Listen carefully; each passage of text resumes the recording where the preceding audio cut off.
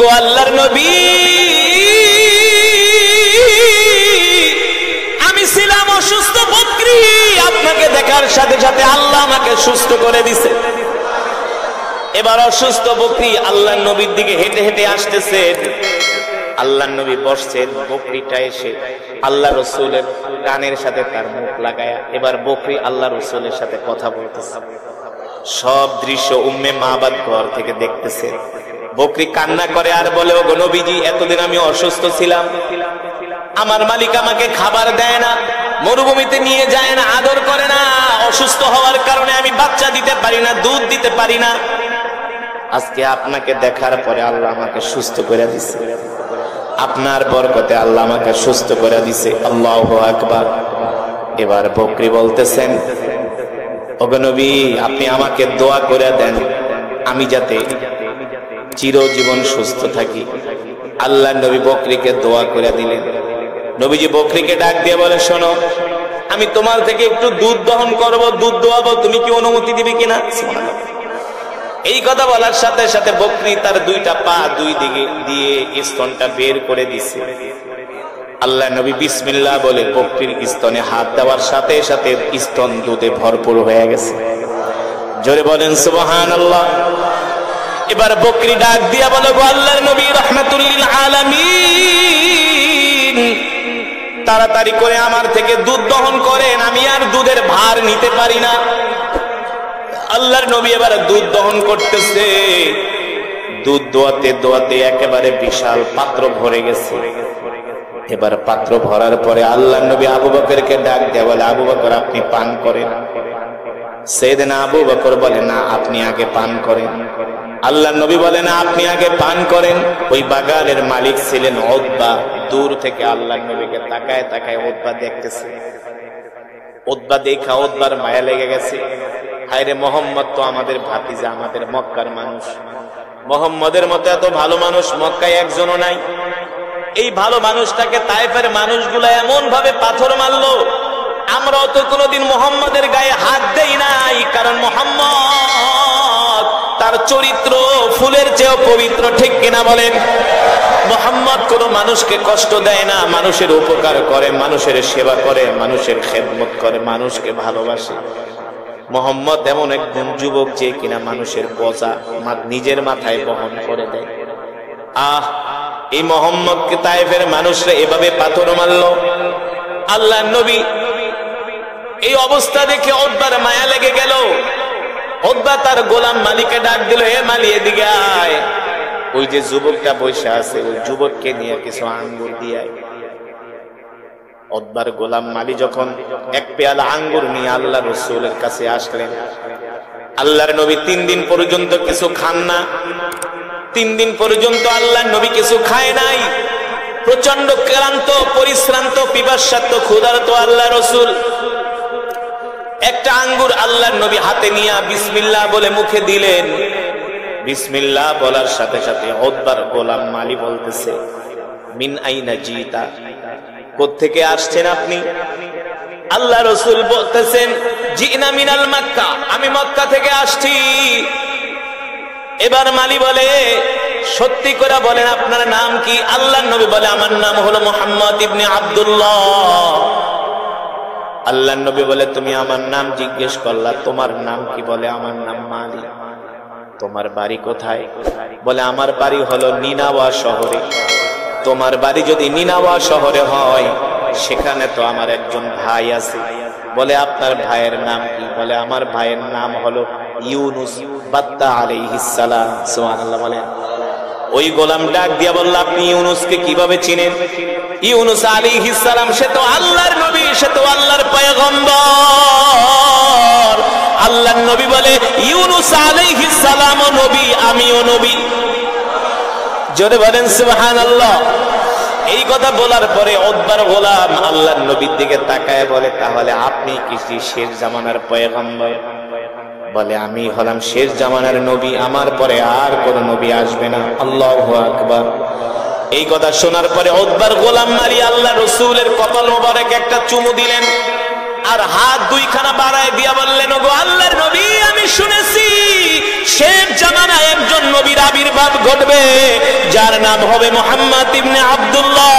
তিনি মক্কা থেকে কালেমার দাওয়াত দেওয়ার জন্য তায়েফে আসবে, আর আমি আপনাকে পাওয়ার জন্যই আঙ্গুরের বাগানে গোলামি করতেছি। আপনি আর দেরি করবেন না, এখনই আমাকে কালেমা পড়ায় মুসলমান বানায় দেন। জোরে বলেন সুবহানাল্লাহ। উতবার গোলাম মালিকে কালেমা পড়ে মুসলমান বানিয়ে দেওয়া হলো। উতবার গোলাম মুসলমান হয়ে গেছে। এবার উতবা ডাক দিছে, এই এদিকে, ওই যুবকের সাথে এত কথা কি বলস? বললে আপনার সমস্যা কি? ওই যুবক হলো একটা পাগল, নাউজুবিল্লাহ। ওই যুবক হলো একটা জাদুকর, মানুষকে দেখলেই মুহূর্তের মধ্যে জাদু করে ফেলে, তোকেও জাদু করবে। উতবার গোলাম বলে, একটু আগে না আপনি বললেন সে ভালো মানুষ, এখন আবার পাগল বলতেছেন, কারণ কি? পাগল বলার কারণ হলো, যদি উতবার গোলাম কালেমা পড়ে মুসলমান হয়ে যায় তাহলে সবকিছু ফাঁস হয়ে যাবে, ঠিক কিনা বলেন? উতবার গোলাম ডাক দিয়া বলে, মনিব, আপনি যাকে পাগল বলতেছেন আসলে সে পাগল না, আপনি হলেন পাগল, আপনি হলেন মিথ্যাবাদী, আর সে হলো আল্লাহর নবী। জোরে বলেন সুবহানাল্লাহ। সে হলেন আল্লাহর নবী, কোনো সন্দেহ নাই। আল্লাহু আকবার। এবার আল্লাহর নবী উতবার গোলাম মালিকে কালেমা পড়ায় মুসলমান বানায় দিলেন। আল্লাহর নবী রাহমাতুল লিল আলামিন আবার তিনি তায়েফ থেকে মক্কায় চলে আসলেন। মক্কার কিছু নেতারা আল্লাহ রসুলকে আবার মক্কায় নিয়ে গেলেন। আল্লাহ নবী সেখানে কালেমার দাওয়াত দেন। আবার মক্কার কাফেরেরা আল্লাহ রসুলের উপরে অত্যাচার করেন, জুলুম করেন, নির্যাতন করেন। এতটাই জুলুমের মাত্রা, নির্যাতনের মাত্রা বাড়িয়ে দেওয়া হয়েছে, এতটাই জুলুমের মাত্রা আল্লাহ রসুলের উপরে বাড়িয়ে দেওয়া হয়েছে। আল্লাহ তাআলা ডাক দিয়া বললেন, হাবিব, এই মক্কায় থাকা আপনার জন্য এখন আর নিরাপদ না। আপনি মক্কা থেকে হিজরত করে মদিনায় চলে যাবেন, যে কোনো সময় নির্দেশ আসতে পারে। আল্লাহু আকবার। আল্লাহ নবী হযরত আবু বকরকে বললেন, আবু বকর রেডি থাকবেন, যে কোনো সময় হিজরতের ডাক আসতে পারে। সাইয়েদনা আবু বকর রেডি থাকলেন, হিজরতের ডাক চলে আসলো। সাইয়েদনা আবু বকর সহ আল্লাহ নবীকে নিয়ে মক্কা থেকে মদিনায় হিজরত শুরু করে দিলেন। সাইয়েদনা আবু বকর বলেন, মক্কা থেকে মদিনার দূরত্ব হলো 550 কিলোমিটার। এটা তো এখনকার রাস্তা, কিন্তু 1450 বছর আগে 550 হবে না, 1500 কিলোমিটার হবে। কারণ ওই সময় কোনো আধুনিক রাস্তাঘাট ছিল না। ছিল ওই সময় কোনো আধুনিক রাস্তাঘাট ছিল না। ওই সময় কোনো প্লেন ছিল না, কোনো দামি গাড়ি ছিল না, ট্রেন ছিল না, প্রাইভেট কার ছিল না, বাস ছিল না, ঠিক কিনা বলেন? উটের পিঠে চড়ে, ঘোড়ার পিঠে চড়ে, পায়ে হেঁটে মক্কা থেকে আল্লাহ রসুল মদিনার দিকে হিজরত শুরু করে দিলেন। সাইয়েদনা আবু বকর বলে, আল্লাহর নবীকে আমি সাথে নিয়ে যাচ্ছি। আল্লাহর নবী অসুস্থ হয়ে গেছেন, টায়ার্ড হয়ে গেছেন। আমি আল্লাহর নবীকে রাহমাতুল লিল আলামিনকে দেখলাম প্রচন্ড রৌদ্রের মধ্যে, একে তো সূর্যের তাপ, আর একে তো মরুভূমির উত্তপ্ত বালুগুলো গরম হয়ে গেছে, পাথরগুলো গরম হয়ে গেছে। আল্লাহর নবী যখন উত্তপ্ত পাথরের উপরে পাড়া দেয়, সাথে সাথে আল্লাহর নবীর বরকতে পাথর তুলার মতো নরম হয়ে যায়। শক্ত পাথর, গরম পাথর তুলার মতো নরম শীতল হয়ে যায়। আল্লাহর নবী ডাক দিয়া বলে, পাথর নরম হয়ে যাও। কারণ কি? কারণ কি?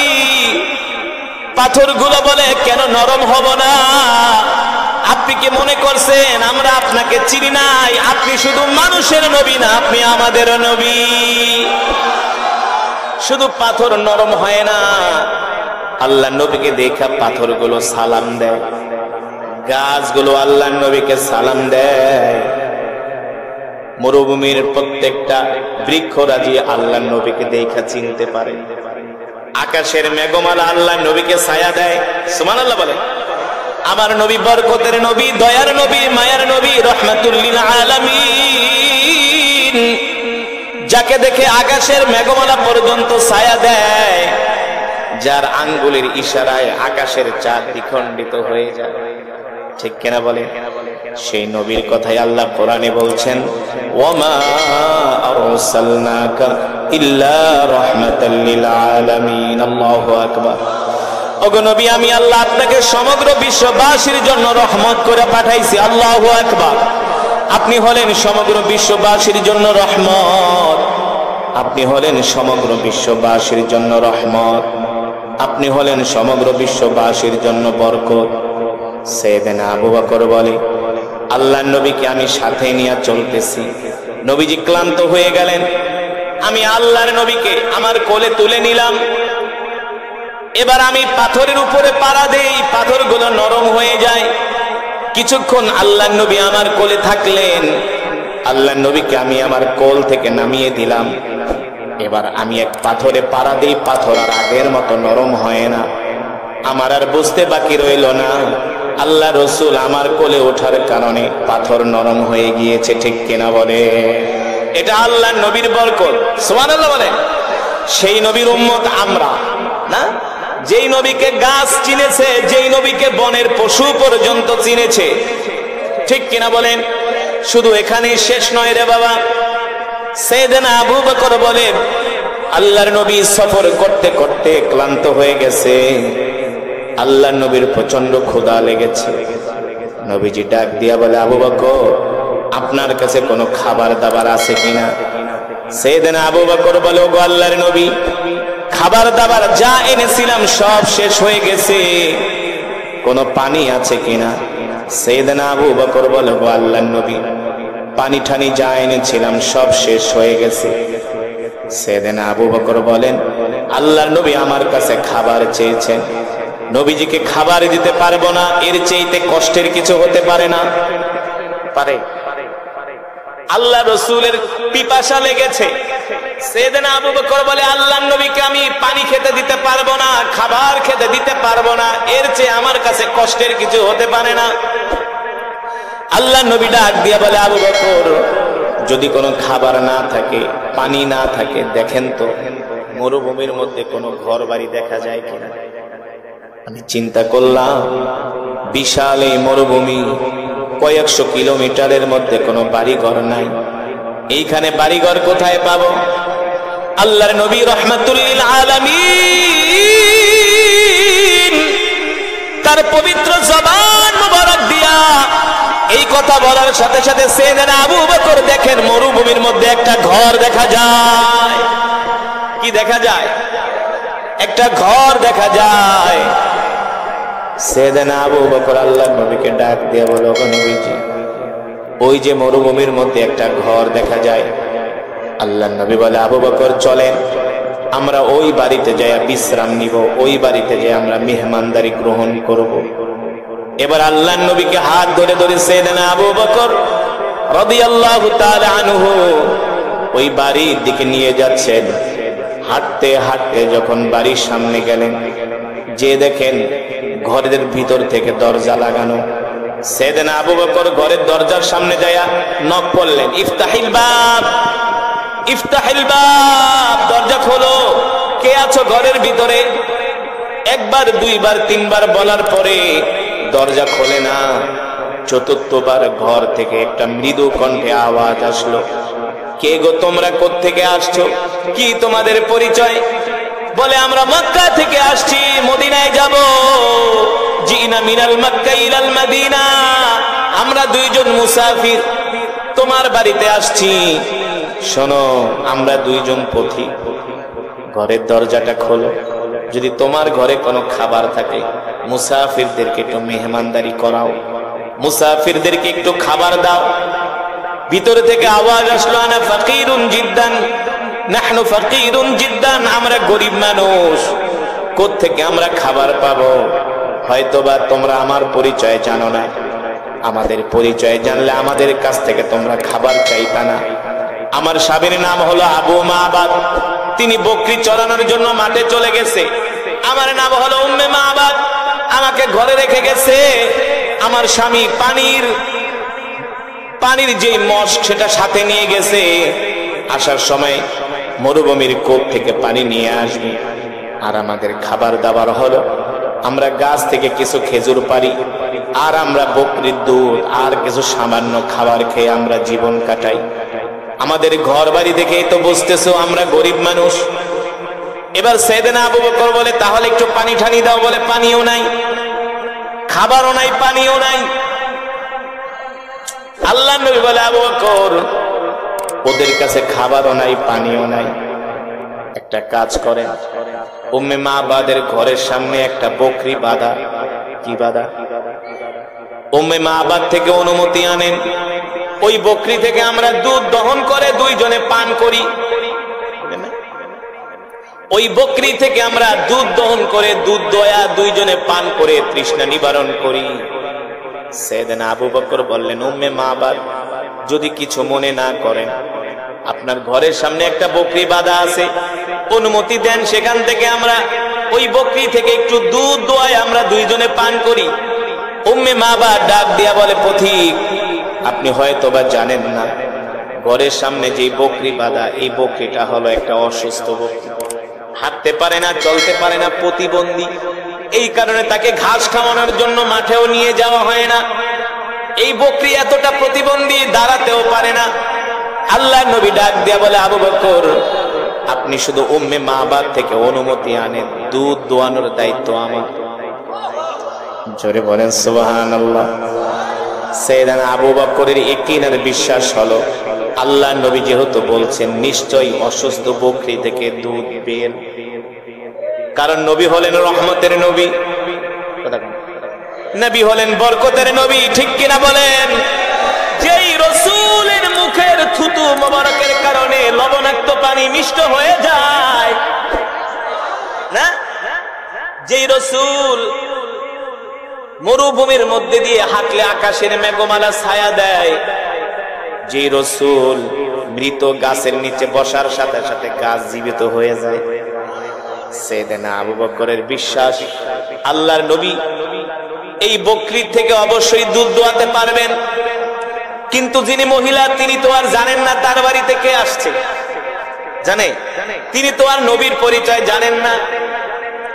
সাইয়েদনা আবু বকর রাদিয়াল্লাহু তাআলা আনহু একবার, দুইবার, তিনবার অনুমতি চাওয়ার পরে মহিলা রাগ করছে।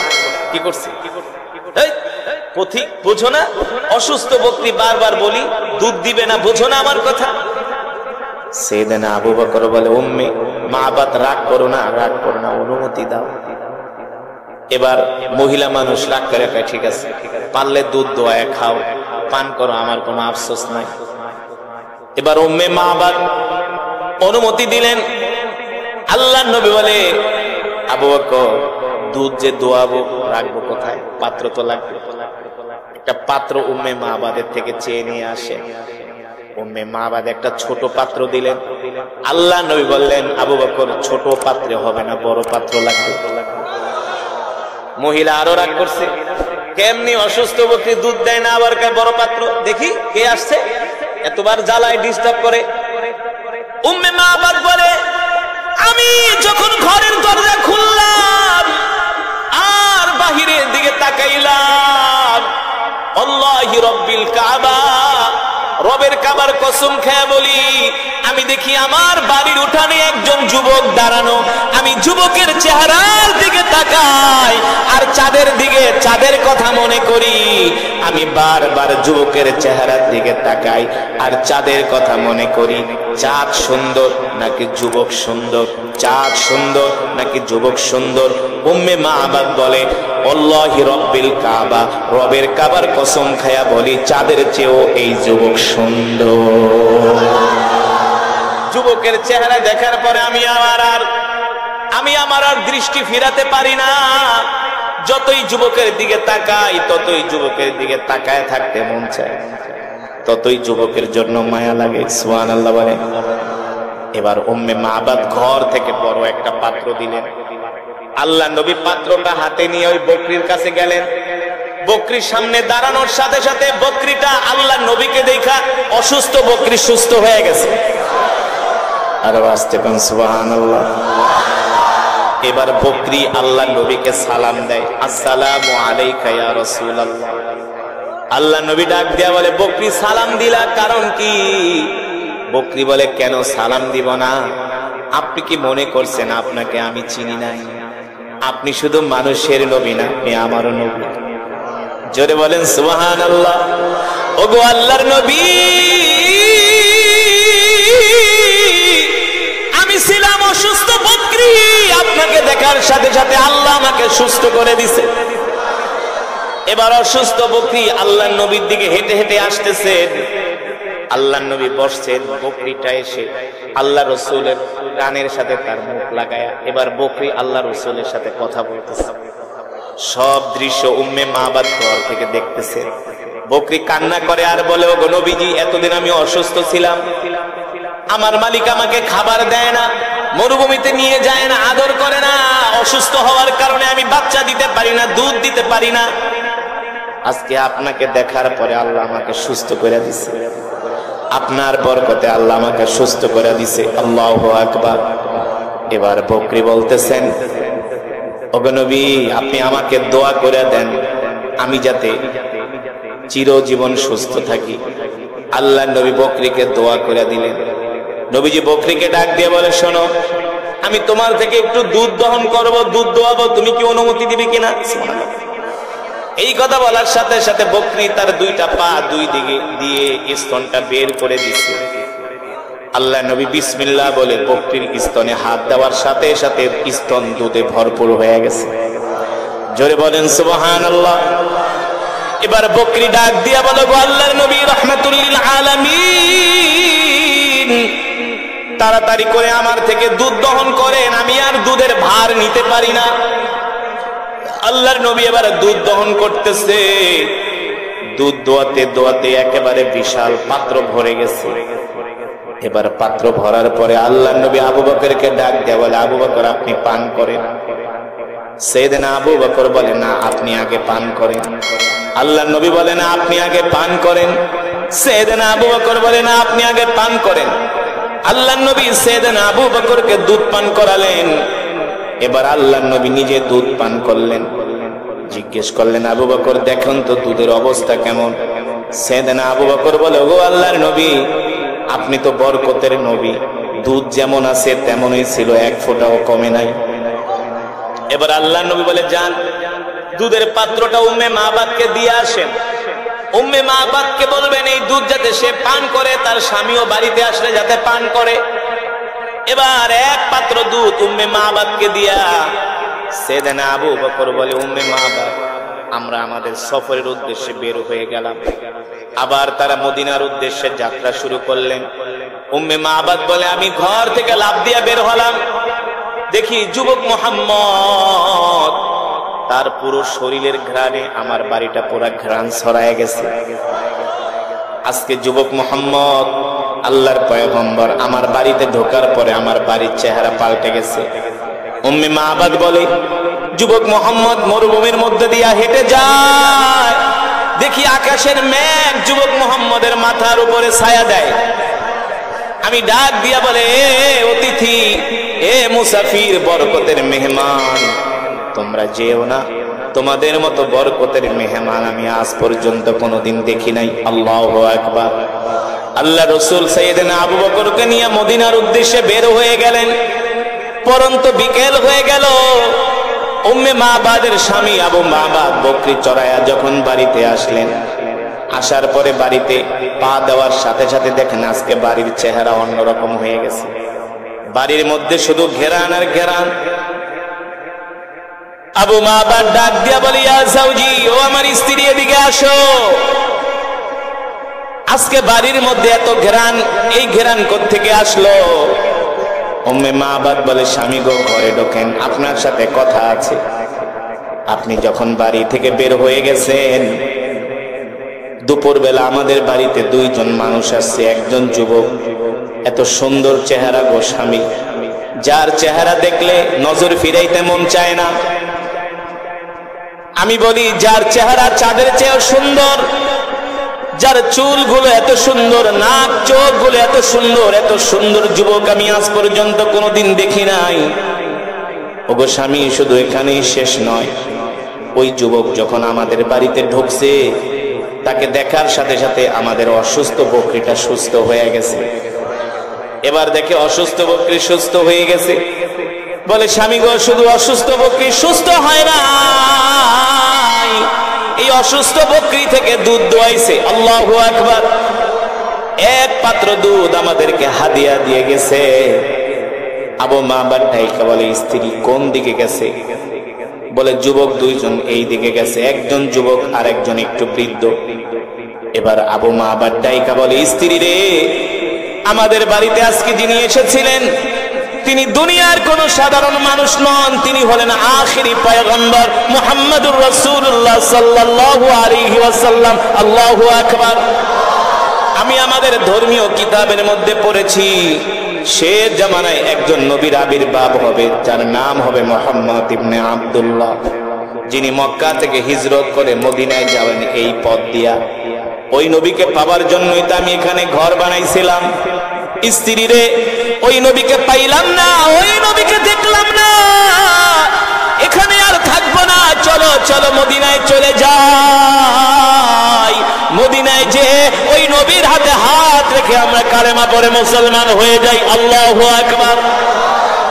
এবার আবু মাহবার তার যত থালাবাটি কম্বল ছিল সব নিয়ে তিনি মদিনার উদ্দেশ্যে রওনা দিয়েছেন। মদিনায় গিয়েছেন আবু মাহবাদ, উম্মে মাহবাদ, তারা দুইজনে আল্লাহ রসুলের হাতে হাত রেখে কালেমা পড়ে মুসলমান হয়ে গেছে। আল্লাহু আকবার। ও মুসলমান যুবক, ও বাবারা, মায়েরা, বোনেরা, আল্লাহর নবী দ্বীনের জন্য কত কষ্ট করেছেন। তায়েফের ময়দানে গিয়েছেন, মক্কা থেকে হিজরত করে মদিনায় গেছেন, আল্লাহর জমিনে আল্লাহর দ্বীন কায়েমের জন্য রক্ত ঝরিয়েছেন, ঘাম ঝরিয়েছেন। এই দ্বীন, এই ইসলাম আল্লাহর নবী আমাদের কাছে আমানত দিয়ে গেছে, ঠিক কিনা বলেন? যেই দ্বীন আল্লাহর নবী আমাদের কাছে আমানত দিয়ে গেছে, সেই দ্বীনের হেফাজত আমাদের করতে হবে, ঠিক কিনা বলেন? দেখবেন কিছু কিছু মানুষ বলে আল্লাহর দ্বীন আল্লাহ হেফাজত করবে। আল্লাহর দ্বীন যে আল্লাহ হেফাজত করবে এই কথা কোন কোরআন হাদিসে না। আল্লাহ আল্লাহর দ্বীন হেফাজত করবে না। আল্লাহ যদি আল্লাহর দ্বীন হেফাজত করে তাহলে আল্লাহ আমাদেরকে সৃষ্টি করছে কেন? বিড়ি খাওয়ার জন্য, গাঁজা খাওয়ার জন্য, ইয়াবা খাওয়ার জন্য, সিনেমা দেখার জন্য, ফুটবল খেলা করার জন্য না। আল্লাহ রসুল আল্লাহর দ্বীন হেফাজত করেছেন, সাহাবীরা তাদের রক্ত দিয়ে আল্লাহর দ্বীন হেফাজত করেছেন। আমরা সেই বিশ্ব নবীর শিষ্য, আমরাও আমাদের রক্ত দিয়া, আমরাও আমাদের জান, আমাদের মাল দিয়া আল্লাহর জমিনে আমরা আল্লাহর দ্বীন হেফাজত করব, ঠিক কিনা বলেন? কে কে রাজি আছেন? হাত উঠে আল্লাহকে দেখান। লিল্লাহে তাকবীর, লিল্লাহে তাকবীর। আল কোরআনের আলো, আল হাদিসের আলো, তোমার নেতা আমার নেতা বিশ্ব নবী মুস্তাফা। মাশাআল্লাহ, হাত নামা। আল্লাহ কবুল করুন বলি আমিন। মুসলমান, এই দিন আল্লাহ রসুল আমাদের কাছে আমানত দিয়ে গেছেন। এই দিন হেফাজত হবে কিসের মাধ্যমে? এই দিন হেফাজত হবে এই ওয়াজ মাহফিলের মাধ্যমে। আপনারা দিন শিখবেন, দিন মানবেন। এই যে কোরআনের কালেকশন আমরা করি না, সরি, কালেকশন করার বক্তা আমি না, কালেকশন করার অন্য বক্তা আছে। আল্লাহর জমিনে আল্লাহর দিন হেফাজত করার জন্য আল্লাহ তাআলা পয়গম্বর পাঠিয়েছেন, আল্লাহ তাআলা নবী রাসূল পাঠিয়েছেন। আলেম ওলামারা তাদের জান দিয়া, তাদের মাল দিয়া তারা আল্লাহর জমিনে আল্লাহর দিন হেফাজত করতেছেন, ঠিক কিনা বলেন? আলেমরা যে জেল খেটেছেন কিসের জন্য? ক্ষমতার জন্য? কখনো নয়। যারা এই দেশে সরকার পরিচালনা করেছিলেন তারা হারাম একটা জিনিসকে তারা হালাল করার, অবৈধ জিনিসকে তারা বৈধতা দেওয়ার চেষ্টা করেছিলেন, ঠিক কিনা বলেন? অবৈধ জিনিসকে তারা বৈধতা দেওয়ার চেষ্টা করেছিলেন। ইসলামে ভাস্কর্য মূর্তি বানানো হারাম, তারা সেটাকে বৈধতা দিতে চেয়েছিলেন, ঠিক কিনা বলেন? ভালো লাগে না? আবু লাহাবদের কাছে ভালো লাগে না, ওলীদ ইবনে মুগীরার কাছে এই বিষয়টা ভালো লাগে না। তারা ষড়যন্ত্র শুরু করে দিল, আসো আসো মুহাম্মদের কোরআনের দাওয়াত বন্ধ করে দিতে হবে। যদি মুহাম্মদের কোরআনের দাওয়াত বন্ধ করে না দেই, আর কিছুদিন পরে আমাদের ক্ষমতা মক্কায় থাকবে না, এমনকি মক্কার সব মানুষগুলো মুহাম্মদের পক্ষে চলে যাবে, ঠিক কিনা বলে? কারণ মুহাম্মদের চরিত্রের মতো এত সুন্দর চরিত্রবান মানুষ মক্কার জমিনে একজনও নাই, ঠিক কিনা বলেন মুসলমান? এবার আল্লাহর নবী, বিশ্ব নবী, রাহমাতুল লিল আলামিন মক্কার জমিনে কোরআনের দাওয়াত দেন। আবু জেহেল, আবু লাহাব, উতবা, সাইবা কোনোভাবেই আল্লাহর রাসূলকে কোরআনের দাওয়াত থেকে বিরত রাখতে পারে না। কোনোভাবেই তারা ষড়যন্ত্র করে আল্লাহর নবীকে কোরআনের দাওয়াত থেকে দূরে সরাতে পারে না। শেষ পর্যন্ত তারা চাচা আবু তালিবের কাছে আসলেন। চাচা আবু তালিবের কাছে এসে বললেন, আবু তালিব, আপনার কাছে মুহাম্মদের নামে বিচার দিয়ে গেলাম, আপনি মুহাম্মদকে বুঝাবেন, আপনি মুহাম্মদকে সাবধান করবেন, মুহাম্মদকে সতর্ক করবেন, মুহাম্মদ যাতে কোরআনের দাওয়াত বন্ধ করে দেয়, মুহাম্মদ যাতে কোরআনের দাওয়াত না দেয়। মুহাম্মদ এই কোরআনের দাওয়াত বন্ধ করার বিনিময়ে মুহাম্মদ আমার কাছে যা চাইবে আমাদের কাছে আমরা মুহাম্মদকে তাই দিব। মুহাম্মদ যদি মক্কার নেতৃত্ব চায় আমরা মুহাম্মদকে মক্কার নেতা বানায় দিব, আমরা সবাই মুহাম্মদকে নেতা মানব। মুহাম্মদ যদি অর্থবিত্ত চায় মক্কার সব অর্থের মালিক মুহাম্মদকে বানায় দেওয়া হবে। তারপরেও বলে দেন মুহাম্মদ যাতে কোরআনের দাওয়াত বন্ধ করে দেয়। বলেন নাউজুবিল্লাহ। তৃতীয় নম্বরে তারা আর একটা অপশন দিয়ে গেল, এ আবু তালিব, মুহাম্মদকে বলে দিবেন যদি মুহাম্মদ কোরআনের দাওয়াত বন্ধ করে দেয়, এর বিনিময়ে যদি মুহাম্মদ মক্কার সুন্দরী রমণীদেরকে চায়, আমরা মুহাম্মদের ঘরে মক্কার সব সুন্দরী রমণীদেরকে ঢুকাই দিয়াবো। বলেন নাউজুবিল্লাহ। মুহাম্মদের ঘরে মক্কার সব সুন্দরী রমণীরা প্রবেশ করবে, তারপরেও যাতে মুহাম্মদ কোরআনের দাওয়াত বন্ধ করে দেয়। বলেন নাউজুবিল্লাহ। চাচা আবু তালিব বলল, ঠিক আছে আবু জেহেল, যেতে পারো। রাত্রবেলা ভাতিজা বাড়িতে আসুক, আমি ভাতিজার সাথে আলাপ আলোচনা করে তোমাদেরকে জানাবো। যখন আবু জেহেলের দল চলে যায়, আবু লাহাব ছিলেন বদ মেজাজি মানুষ। কি মেজাজি? বদ মেজাজি কিছু নেতা আছে না, হারামজাদা টাইপের আছে না? বদ মেজাজি কিছু নেতা আছে যারা আলেমদেরকে দেখতে পারে না। কথা বলে না। বদ মেজাজি কিছু নেতা আছে যারা কোরআনের কথা শুনতে পারে না। বদ মেজাজি কিছু নেতা আছে কোরআনের কথা শুনলে যাদের শরীরে আগুন জ্বলে। এমন নেতা বাংলাদেশে আছে কি আছে না? জোরে বলে। ওরা হলো আবু লাহাবদের উত্তরসূরি। আবু লাহাব ছিলেন সবচেয়ে বদ মেজাজি, সবচেয়ে বড় হারামজাদা। বুঝেন না? আবু লাহাব যাওয়ার সময় বলে, আবু তালিব বইলা গেলাম, শেষবারের মতো মুহাম্মদকে সতর্ক করে দিও, যদি মুহাম্মদ কোরআনের দাওয়াত বন্ধ না করে আমরা মুহাম্মদকে জীবনের তরে শেষ করে দিব। বলেন নাউজুবিল্লাহ। এই কথা শোনার পরে চাচা আবু তালিব বলে, আবু লাহাব, তুমি কি আমাকে চেনো না? আমার শরীরে কার রক্ত? আবু লাহাব, আমার সামনে ভাতিজা মুহাম্মদকে এত বড় থ্রেট দাও, এত বড় সাহস তোমাকে কে দিয়েছে? গেট আউট, আমার বাড়ি থেকে বের হয়ে যাও। মুসলমান চাচা আবু তালিব যতদিন পর্যন্ত বেঁচে ছিলেন আল্লাহর নবীকে মক্কার কাফের একটা গালি দেওয়ারও সাহস পায় না। গালি তো দূরের কথা, আল্লাহর নবীর দিকে চোখ তুলে তাকানোর সাহস পায় নাই। চাচা আবু তালিব ছিলেন আল্লাহ রসুলের জন্য একটা শক্ত খুঁটি। কি ছিলেন? আল্লাহ রসুলের জন্য চাচা আবু তালিব ছিলেন একটা শক্ত খুঁটি। চাচা আবু তালিব ওদেরকে ধমকায়া বাড়ি থেকে বের করে দিলেন। চাচা আবু তালিব ওদেরকে ধমকায়া বাড়ি থেকে বের করে দিলেন। কিন্তু চাচা আবু তালিব জানতেন আবু লাহাব হলো বদ মেজাজি মানুষ। কোন সময় আবার আবু তালিব, কোন সময় আবার আবু লাহাব কোন কাণ্ড ঘটায় বসে। আল্লাহর নবী যখন রাত্রবেলা বাড়িতে আসলেন, আল্লাহর নবী যখন রাত্রবেলা বাড়িতে আসলেন, চাচা আবু তালিব ডাক দিলেন, ভাতিজাই দিকে আসো, আজকে বিকাল বেলা সন্ধ্যার সময় আমার বাড়িতে মক্কার একদল বড় বড় নেতারা আসছে। আল্লাহর নবী বলে, চাচা, মক্কার বড় বড় নেতারা এসে আপনাকে কি বলে গেছে? তারা বইলা গেছে, ভাতিজা, তুমি যাতে কোরআনের দাওয়াত বন্ধ করে দাও। আল্লাহর নবী বলে, আর কি বলছে? বলছে, ভাতিজা, ওরা তোমাকে 3টা প্রস্তাব দিয়ে গেছে। কয়টা প্রস্তাব? ওরা তোমাকে 3টা প্রস্তাব দিয়ে গেছে। 1 নম্বরের প্রস্তাব হলো, যদি তুমি নেতৃত্ব চাও তাহলে তোমাকে মক্কার বড় নেতা বানায় দেওয়া হবে। তোমার কথা মতো আবু জেহেল, আবু লাহাবরা উঠবে আর বসবে। তোমার কথা মতো।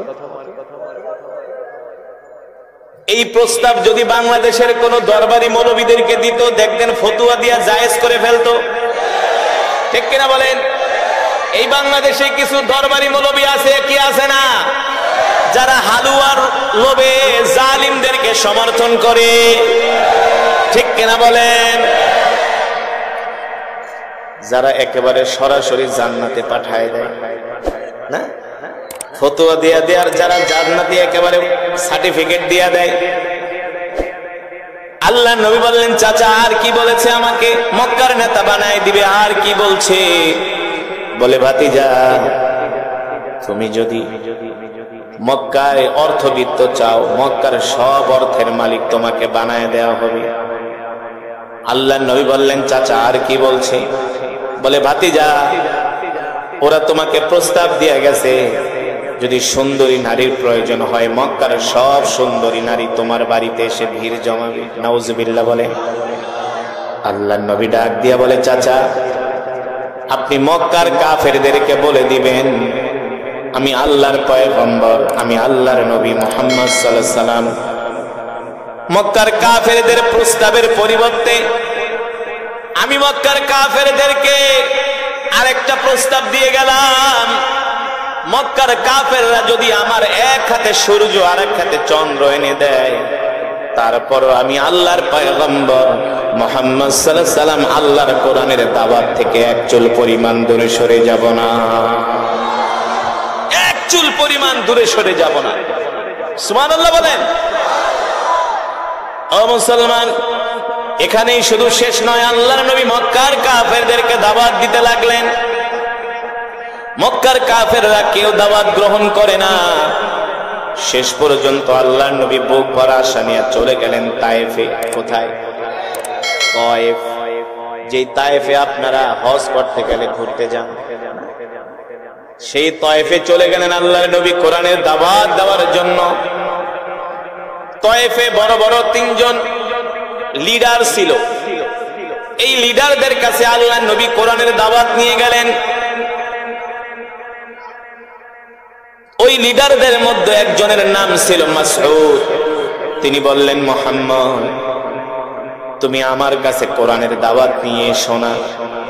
যদি তুমি সত্য নবী হও, আমি যদি তোমার দাওয়াত গ্রহণ না করি, তাহলে আমি ধ্বংস হয়ে যাব। এই কারণে তুমি আমার কাছে দাওয়াত নিয়ে এসো না, আমি তোমার চেহারা দেখতেও চাই না। নাউজুবিল্লাহ বলেন। এই জামানায় এই কিসিমের কিছু মানুষ আছে, দেখবেন দাওয়াত ও তাবলীগের ভাইয়েরা দাওয়াত নিয়ে গেলে দেখলেই দৌড় মারে, বাথরুমে যায় পালায়, ঘরের ভিতরে যায় দরজা লাগায়, আলেমদের সামনে আসতে চায় না, ঠিক কিনা বলেন? স্ত্রীকে শিখায় দেয়, হুজুরে যদি আমার কথা জিজ্ঞেস করে বলবা বাড়িতে নাই, ঠিক কিনা বলেন? আর এক শয়তান ছিল, তার নাম হলো হাবিব। আবার মনে করবেন না ওরা মুসলমান, সবগুলো মূর্তি পুজো। তায়েফের আরেকজন নেতা, তার নাম হলো হাবিব। তিনি বললেন, মুহাম্মদ তোমার মতো এমন গরিব মানুষকে আল্লাহ নবী কেন বানাবে? নাউজুবিল্লাহ বলেন। মক্কায় এত ধনী ধনী মানুষ থাকতে তোমার মতো গরিব মানুষকে আল্লাহ কেন নবী বানাবে? সুতরাং আমি তোমাকে নবী হিসাবে মানি না। নাউজুবিল্লাহ। তৃতীয় জন এইভাবে দাওয়াত প্রত্যাখ্যান করলেন। আল্লাহ নবীকে, আল্লাহ নবীর শুধু দাওয়াত তারা প্রত্যাখ্যান করলেন না, আল্লাহ নবীকে তায়েফের যুবকদেরকে লেলিয়ে দিলেন, শিখায় দিলেন, এই যে যুবককে দেখতেছো, এই যুবককে তোমরা পাথর মারো, যে যত বেশি পাথর মারতে পারবা তাকে তত পুরস্কার দেওয়া হবে। জোরে বলেন নাউজুবিল্লাহ। হুয়া মাজনুন, এই যুবক হলো একটা পাগল। নাউজুবিল্লাহ। এই যুবক হলো একটা জাদুকর। এই যুবককে যত বেশি পাথর মারতে পারবা তাকে তত বড় পুরস্কার দেওয়া হবে। নাউজুবিল্লাহ। এ মুসলমান যুবক বন্ধুরা, এই কোরআনের দাওয়াত দেওয়ার কারণে আল্লাহর নবীকে মক্কার কাফেরেরা 1 মাইল 2 মাইল, তায়েফের কাফেরা 3 মাইল না 5 মাইল রাস্তা আল্লাহর নবীকে দৌড়াইছে আর পাগলের মতো পাথর মেরেছে। নাউজুবিল্লাহ। এক একটা পাথরের আঘাতে আল্লাহর নবীর শরীর ক্ষত বিক্ষত হয়ে গেছে, আল্লাহর নবীর রক্তে জামা মোবারক ভিজে গেছে। শুধু এখানেই শেষ নয়, এক দুষ্ট কাফের এসে বলে, মুহাম্মদ তুমি যেই পাও দিয়া হেঁটে হেঁটে তায়েফে এসেছো, এই পা শেষ করে দিব, আর যাতে কোনোদিন তায়েফে আসতে না পারে। এই কথা বলে আল্লাহর নবী রাহমাতুল লিল আলামিনের ডান পা মুবারকে একটা পাথর মেরেছে। আল্লাহর নবী দাঁড়ানো অবস্থায় ছিল, দাঁড়ানো থেকে আল্লাহর নবী জমিনে পড়ে গেছে, রক্তে আল্লাহর নবীর জুতা পর্যন্ত ভিজে গেছে।